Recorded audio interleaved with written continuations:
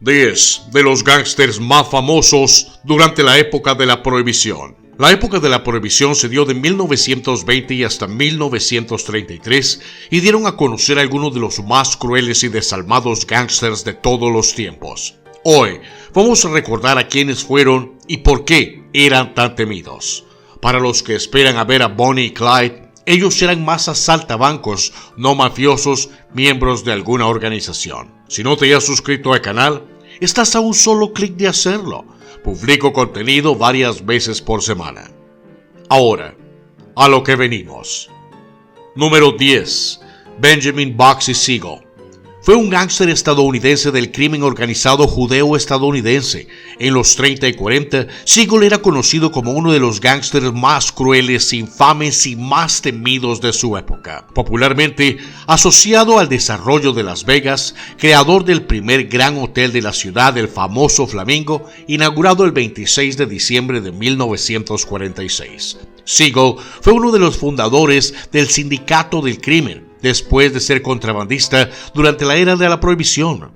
Después de la enmienda de los años 20, que desaparecería la prohibición en 1933, regresó al juego de azar. En 1936 dejó New York y se mudó a California. En ese tiempo era un gángster y empezaba eventualmente a realizar sus propias operaciones, principalmente como sicario, aunque era más notorio su valor y violencia cuando estaba armado. En 1930, Siegel hizo tratos con el gángster Harry Greenberg.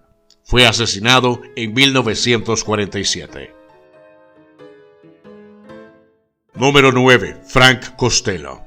Nacido en Cosenza, Italia, en 1891, Frank Costello creció en East Harlem y finalmente se convirtió en el miembro principal de la pandilla de la calle 104. En la década de 1920, Costello se unió a Luciano y juntos se involucraron en el juego y el contrabando en operaciones de construcción en Nueva York y en el sur. Como el socio comercial más cercano de Luciano, Costello comenzó a ganar una influencia política generalizada a nivel local y finalmente se convirtió en el principal jefe del sindicato después de que Luciano fuera a prisión por operar una red de prostitución. En la década de 1950, Costello se enfrentó a sus propios problemas con la ley, siendo echado y sacado de prisión por desacato y luego por evasión de impuestos por parte del gobierno. En 1957 recibió un disparo en la cabeza, una orden dirigida por el jefe de la mafia rival de Nueva York, Genovese. Milagrosamente, Costello sobrevivió y continuó con sus operaciones, aunque su poder disminuyó enormemente. Golpeado por un infarto, Costello murió a la edad de 82 años. Número 8. George Clarence Moran. El principal rival de Capone y un monstruo. Es uno de un par de señores del crimen apodado Bugsy, gracias a su comportamiento impredecible y temible. Sus pasatiempos incluían disparar abiertamente a rivales y ciudadanos comunes y una vez secuestró a un guardaespaldas de Capone, a quien luego castró, colgó boca abajo, le quemó los ojos, torturó y luego envió por correo lo poco que quedaba a Capone.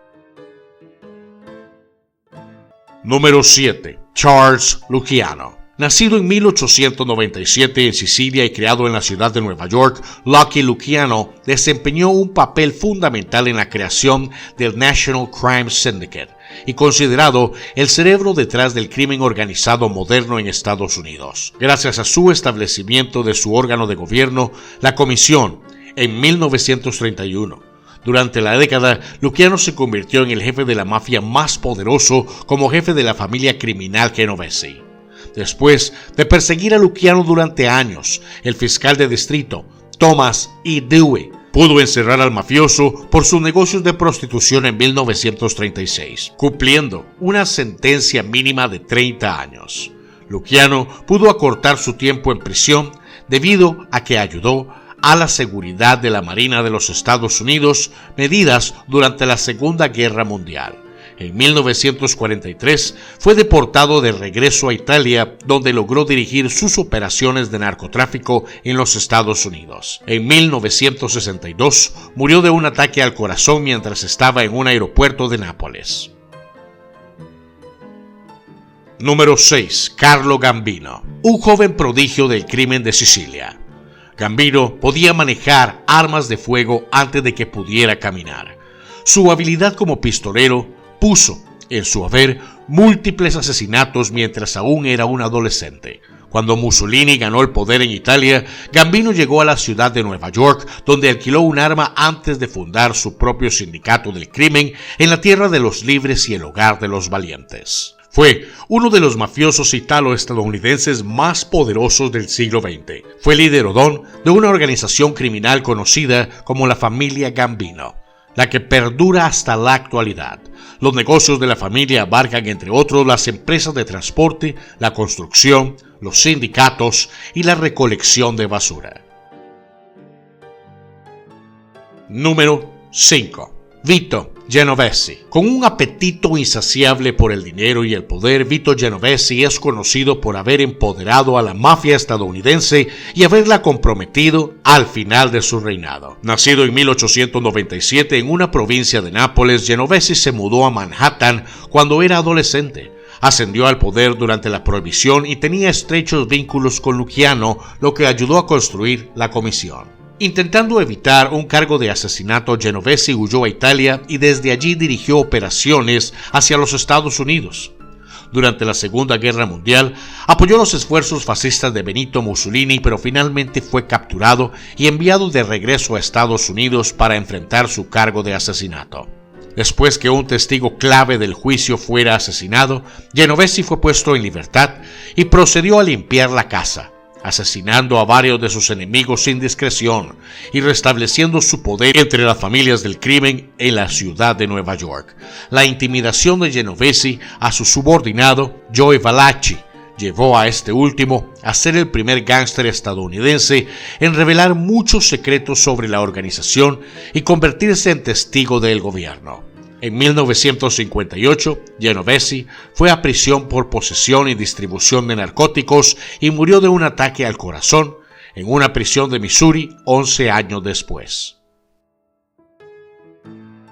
Número 4. Sam Giancana. La posición de Sam Giancana en la historia de la mafia es materia de leyendas, principalmente debido al interés obsesivo de Giancana en la política estadounidense. Nacido en 1908 en Chicago, Giancana dirigió el equipo de 1957 a 1966, después de que el jefe Accardo anunciara su retiro. La personalidad despiadada de Giancana lo hizo famoso en el inframundo y se dijo que probablemente cometió un mínimo de 3 asesinatos a la edad de los 20 años y que había sido arrestado más de 70 veces. Con sus vínculos con Joseph P. Kennedy, quien le pidió ayuda para asegurar los votos en Illinois para la carrera presidencial de su hijo John F. Kennedy en 1960, se dijo que Giancana se puso furioso cuando JFK le dio a su recién nombrado secretario de Justicia, el hermano Robert F. Kennedy, la luz verde para perseguir el crimen organizado. Hasta el día de hoy, persisten teorías de la conspiración de que el asesinato de JF Kennedy fue un éxito de la mafia, y más específicamente, orquestado por el propio Giancana. Número 3. Ellsworth Johnson, conocido como Bumpy. Ellsworth compite con Capone por gángsters rudos a los que se les dan el nombre de nacimiento terribles y apodos ridículos. Ayudó a romper la barrera racial en el crimen durante los años 30 como uno de los mafiosos afroamericanos más infames en manejar números, drogas, armas y cualquier otra cosa que pudieras desear. Respetado y querido, Johnson estableció el estándar de asesinos suaves y encantadores en la era de los enemigos públicos. Número 2. Tony Accardo. Nacido en 1906 en Chicago, Tony Accardo se convirtió en un protegido de Capone, quien lo ayudó a ascender en las filas de Chicago Crime Syndicate. En 1947, Accardo se convirtió en el jefe del Chicago Outfit y continuaría viviendo en la vida del crimen durante muchas décadas más. Bajo su liderazgo, Accardo expandió la rentabilidad de la mafia, alejándose de la extorsión y las empresas laborales ilegales al contrabando de narcóticos y utilizando máquinas tragamonedas y servicio de prostitución. Aunque Accardo estuvo implicado en una serie de asesinatos a lo largo de su carrera criminal que van desde su presunta participación en la masacre del día de San Valentín en 1929 hasta su presunta ola de asesinatos en represalia en respuesta a un robo en casa en 1978. Nunca fue declarado culpable de estos crímenes. En cambio, Accardo sería acusado de evasión fiscal en 1960. Aunque el fallo finalmente sería revocado. Después de retirarse de la vida de la mafia y ser el último jefe real del Chicago Outfit, Accardo se negó a testificar contra la organización durante las audiencias del Senado. Invocando a la Quinta Enmienda, murió de enfermedades cardíacas y pulmonares en 1992. Número 1. ¿Quién más? Al Capone. Entre 1925 y 1931, Al Capone fue el jefe de la mafia más poderoso de Chicago. Nacido en Brooklyn, Nueva York, en 1899, Capone se unió a la pandilla de James Street Boys durante su juventud, donde conoció a su mentor Johnny Torrio. Siguió a Torrio a Chicago y finalmente lo ayudó a administrar su negocio de contrabando. Su uso de la violencia extrema para aferrarse a su poder, junto con la ejecución pública de sus rivales en la masacre del día de San Valentín en 1929, lo hicieron impopular, lo que le valió la etiqueta de enemigo público número 1. Con la presión pública en aumento para poner a Capone tras las rejas, el gobierno pudo enviarlo a prisión por evasión de impuestos en 1931. Condenado a 11 años, cumpliendo 8 al final, Capone sufrió un derrame cerebral y luego murió de un ataque cardíaco en 1947. Estos fueron 10 de los más famosos gángsters de la época de la Prohibición. Si te gustó el video, ayúdame con un like y compártelo. Buenos días, buenas tardes o buenas noches, donde quiera que estés. Y como siempre, hasta la próxima y saludos aquí desde Costa Rica. Pura vida, mis hermanos.